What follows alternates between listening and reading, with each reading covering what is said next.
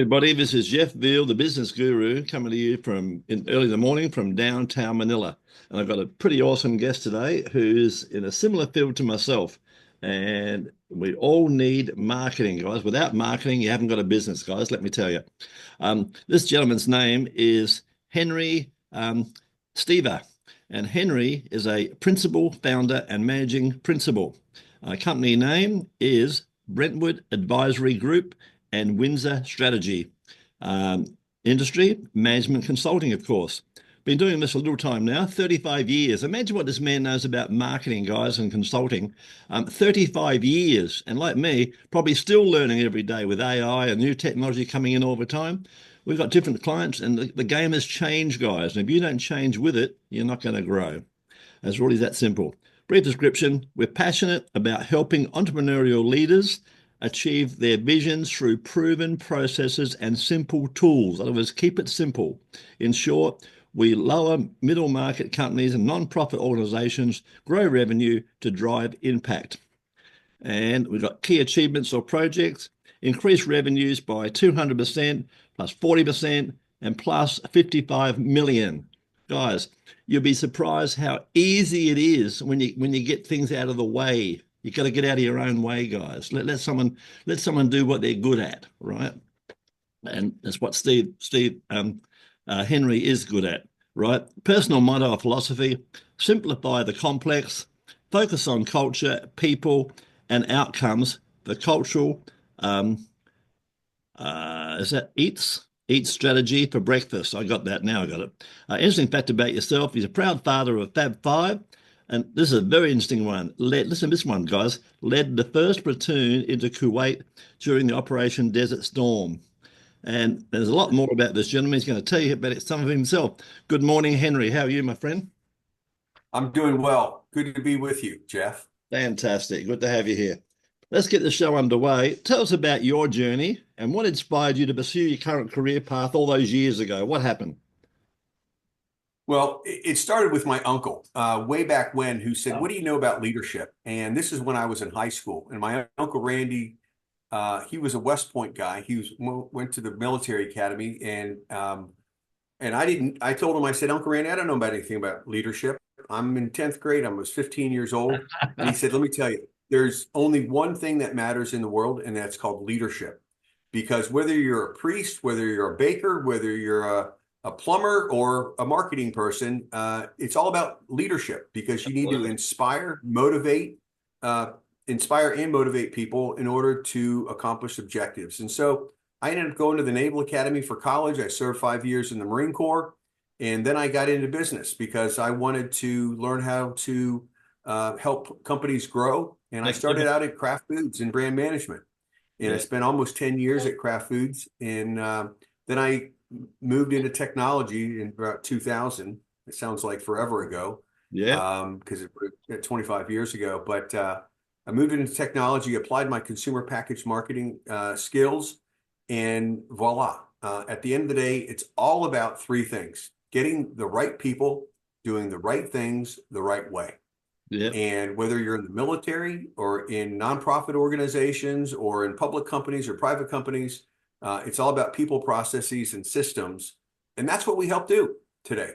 We help our customers, and that's why the sailboat's in the background. We're not in the sailboat business, but we are in the navigation business. Love it. And we help our clients navigate complexity to accomplish challenging objectives. The reason there's a horizon back there in my background is because we also work with boards of directors. And boards exist to provide unique perspectives, ask challenging questions, and see over the horizon. And so that they can help the captain of the ship, i.e. the CEO and the leadership team on the bridge of a ship, help them understand what's over the horizon, what challenges may exist, and so that they can kind of efficiently and effectively accomplish their objectives and what we call realize their visions. And all founders start their companies with a vision, with a passion, with an interest to accomplish great things. And what happens frequently, Jeff, and you know this, is that founders, they reach a point and they hit a plateau because they really focus on working in the business as Yeah. opposed to working on the business. Yeah. And three things need to happen for a client to realize that they need to work with Windsor strategy. Number one, they have to realize that an issue exists today that cannot be kicked down the road. So they can't kick the can down the road. Number two, they need to realize that that issue needs external assistance because either they don't have the knowledge, they don't have the experience, they don't have the resources or the bandwidth to to address that issue. And number three, it comes down to trust. They need to realize that Henry Stoever and his Windsor strategy team and his colleagues over at the Brentwood Advisory Group can be trusted to help them navigate complexity, to address migraine issues, and help them realize their visions faster, more efficiently, and more effectively. Very simple. I love it. You've explained that well, Henry. I'd add one thing to that. I tell people, I'm a simple guy. I tell people it's about the numbers. I tell people I can double anyone's business in 120 days or less. And I'll give you an example of that. If you're speaking to 10 clients a week and you're converting one, that's okay, no problem. So that's the average for most people. I say, well, what I'll do, I'll double your business overnight for you, Henry. What we're going to do, I'll get you 20 leads, which means you'll get two. Pretty simple stuff, right? Or I'll teach you how to sell so you get 2 in 10. Once again, we've doubled your business effectively, right? It really is that simple, guys. You've got to step back and you've got to listen to people like Henry and let him show you, give you a compass, basically talking about boats and navigation. He'll just give you a compass. It's that simple and steer you in the right direction. What's been the most challenging aspect of your work over the years and how have you overcome that, Henry? I think the most challenging part is with some boards of directors, they have various perspectives on what the priorities should be for the organization.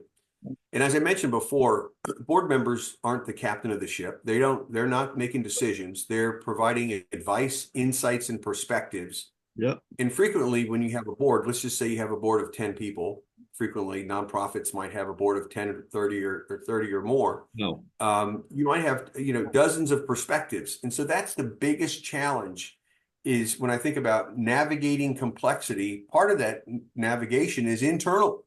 Yeah. Because if you've got 20 or 30 board members that say we should be doing this, this, this, and this, Yeah, you can't accomplish lots of things at the same time. You need to prioritize and focus your efforts. At the same time, not only with the challenge with boards, but internally with the leadership team, many leaders have different perspectives on what their priorities should be. So at the end of the day, it's about focus to simplify and scale a business quickly. Yeah. Just like you said, whether you go from 1 out of 10 to 2 out of 20, or do you get 2 out of 10? It's about focus, simplicity in order to scale. And that's what we try to do is address migraine issues and navigate complexity. I love it. Using the 30, I'm just thinking of a boat. Imagine 5 of them are rowing the wrong way. Slowing things down a bit. You got to all be rowing in the right direction, guys. There's only one captain, remember, guys, only one captain, right? Tell us an important moment in your career that changed your direction. When was that aha moment for you, Henry? I think that aha moment happened in 2010 when I joined an organization called the NACD, the National Association of Corporate Directors, and our CEO was a gentleman by the name of Ken Daly.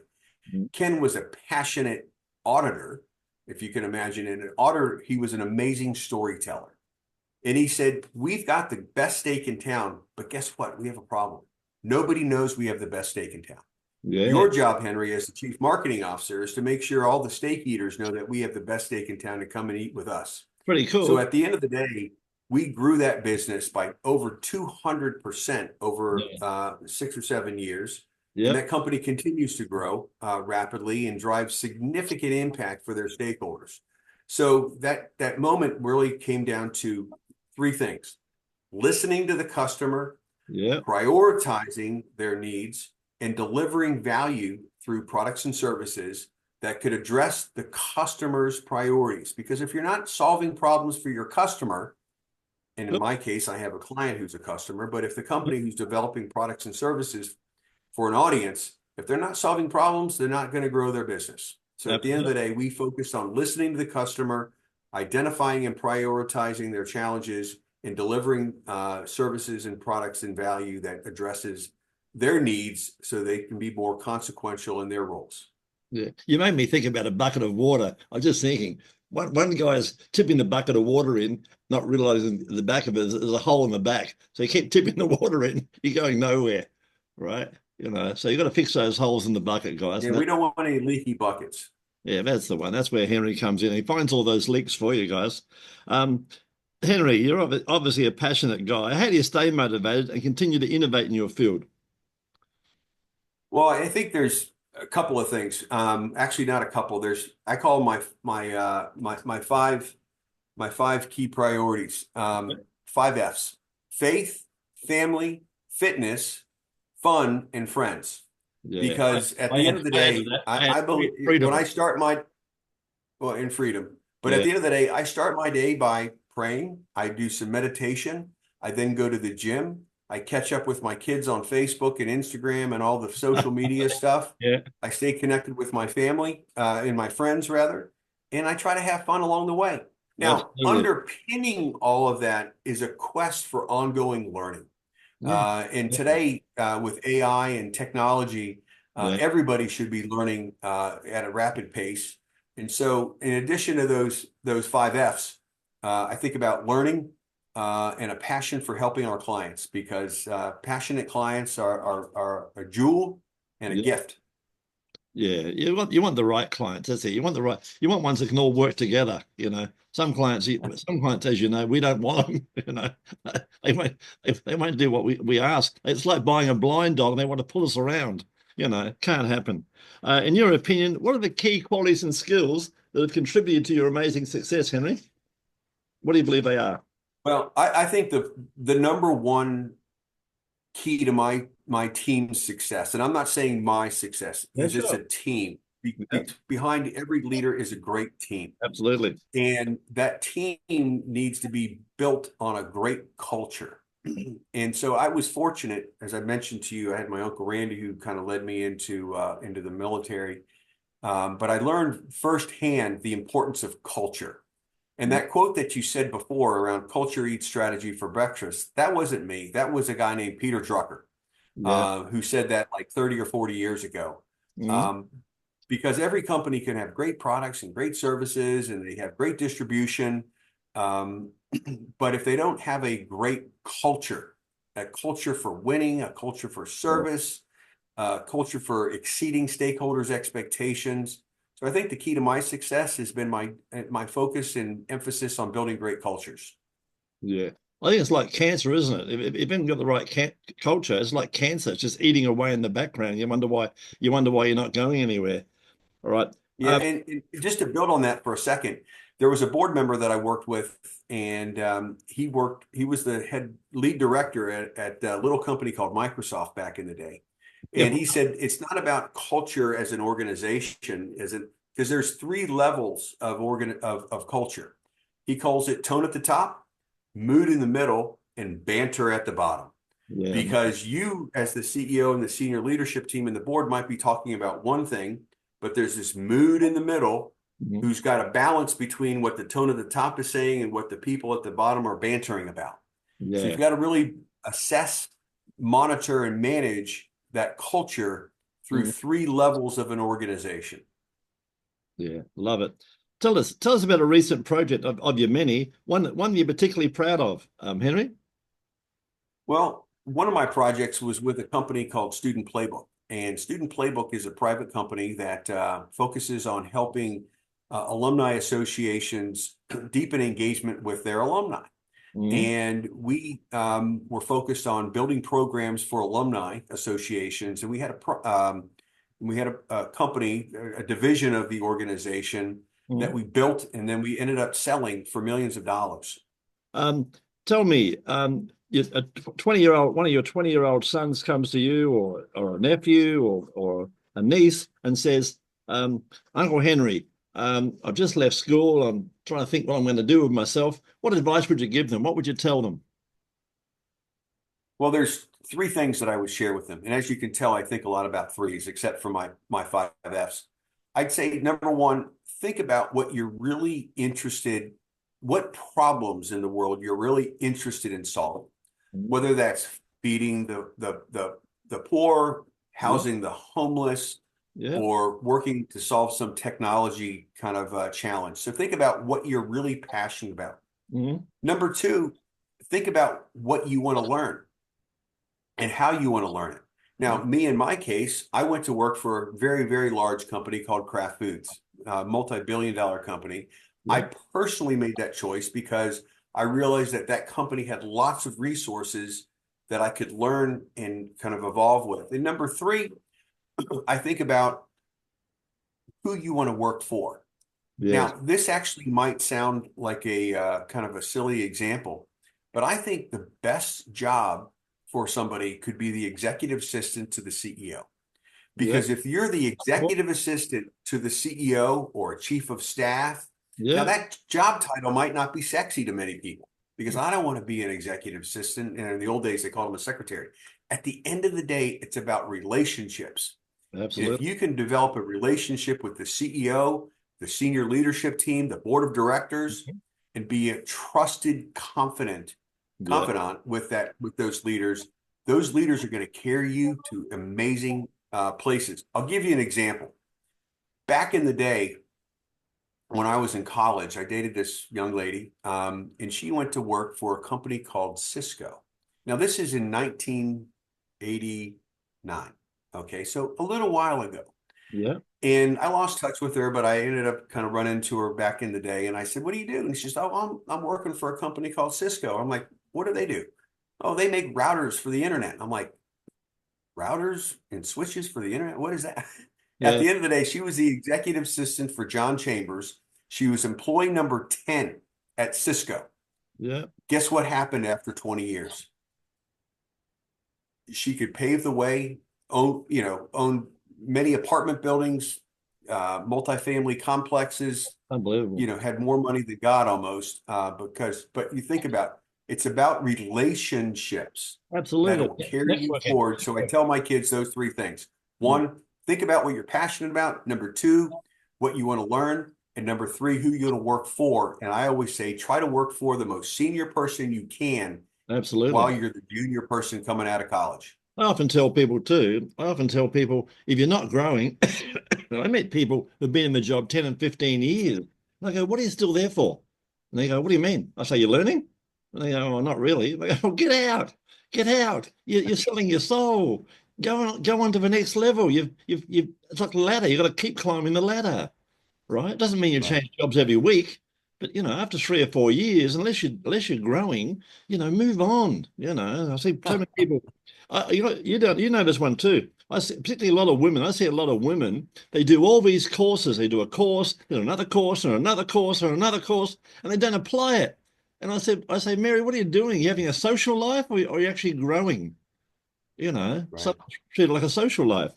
Anyway, that's my hobby horse there. Looking ahead, what are your goals and aspirations for the future, Henry? You're on your base camp now. You still got to climb that mountain. Well, I'm going to break my life into personal and professional Yeah, to answer your question. As you mentioned earlier, I'm the father of the Fab Five. So my wife and I, we've got five wonderful children, lucky man. and we're expecting our first grandchild in January. Awesome. What a So yeah, that's one of my goals is to be the best grandfather. ever. My daughter said we're going to call you Poppy, and we'll call my wife Gigi. So at the end of the day, I'm really looking forward to being the best grandfather on the planet, because I've heard that being a grandparent is the best job in the world. Yeah, Professionally, I'm trying to inspire a million people to learn about the importance of culture and yeah, about the importance of purpose, yeah, because I know and research confirms that purpose-driven organizations and purpose-focused leaders create better results, drive better engagement with stakeholders.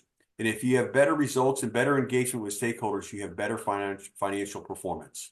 So if we can get a million people to embrace the importance of organizational purpose and mm, purpose-driven leadership, I think the world's going to be a better place. absolutely. That's our goal. Live it better than what we found it. Tell me, how can our listeners and people watching and listening to this wonderful podcast, what's the best way to reach out and find out more about your amazing services?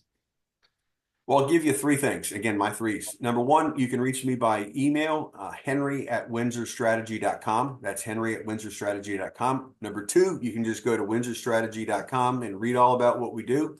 And Love number three, you can go, you can give me a call. My phone number, 301-787-9700. On the screen, So on the screen there, guys. And Henry, you mentioned a lot about corporate and boards and directors and that sort of stuff. Do you also help, say, small business like the local baker doing $1 million turnover? Do you help that guy as well? yeah, our business is really focused on two areas. Larger than small nonprofit organizations, Yep. typically more than $10 million in revenue, Yes. and small private companies that are what we call lower middle market. So a lower middle market company here in the United States. I know you're in the Philippines, Yes. Jeff, but lower middle market here in the United States might be somewhere between 10 and 100 employees. So yeah, that baker, that plumber, the HVAC company, we love those companies because they have a great entrepreneurial spirit. They have a can-do attitude and they have a passion for winning. Yeah, they're the backbone of the country, aren't they, really? So basically, what Henry's saying here, guys, if he can't help you, don't worry. He'll steer you onto someone else who can help you. He's got an amazing, Absolutely. He's got an amazing network, and take advantage of it. And guys, I tell you this, it costs it. A lot of you people want everything for free. Your favorite word is free. Nothing in the world's free, guys. Everything comes at a cost. It's either time or money. But reach out, have a virtual cup of coffee with Henry. You don't know what you don't know. Reach out, have a virtual cup of coffee, spend 15 minutes, and it could change your life. It's really that easy, guys. It really is. Guys, with this podcast, 15 Minutes of Fame, we'd love you to come on the show. It's just like talking to a friend. Think about it. A TV commercial is going to set you back $20,000. And what's going to happen? The moment the commercial comes on, people jump up, go and grab a beer, go and make a burger, go to the toilet, miss the whole darn thing. 10 radio spots, okay, we're talking $3,000 to $5,000. Excuse me. And what happens, they invariably play them at 1 or 2 o'clock in the morning when people are asleep. Come on 15 Minutes of Fame and we'll put you across Reddit, Quora, LinkedIn, Facebook, our Facebook group, and of course YouTube with all your social media links and put you in front of hundreds of prospects. It's really that simple. You've been an awesome guest on the show. Before we let you go, Henry, we can't let you go without a fun fact about yourself that most people do not know. We know a lot about you, but what don't we know? Well, you mentioned two of them around the Fab Five and leading Marines into Kuwait during Operation Desert Storm. I think the other piece is that that's a tough one. I've run 5 marathons in my life. Wow. Awesome. I used to be a lot lighter in the day. Trying to take care of the health. But it's, fitness is one of my 5 F's. Yeah. But I think between my kids, my service to our country, to protect our freedoms and our democracy, despite how challenging it might be today, are some of my most treasured memories of my life. Fantastic. Been a pleasure having you on the show. And I'm about to wrap it up now. Any last words for our audience? Well, I appreciate everybody listening. I'm not sure how many people are still listening after a half an hour. But at the end of the day, we help companies navigate complexity to address migraine issues. We believe in outcomes-focused strategies. Strategies can be simple. It's not about the number of words on a piece of paper. It's about the guidance. It's about the simplicity. It's about the priorities, so that we can address those complex challenges that we call migraine issues, so that we move them out of the way and let's accomplish your goals. I like that migraine issues because a lot of people give you a headache, don't they? Thank you, darling. Okay. All right. Thanks very much for being on the show, Henry. It's been a pleasure, my friend. Thank you, Jeff. It's been a pleasure.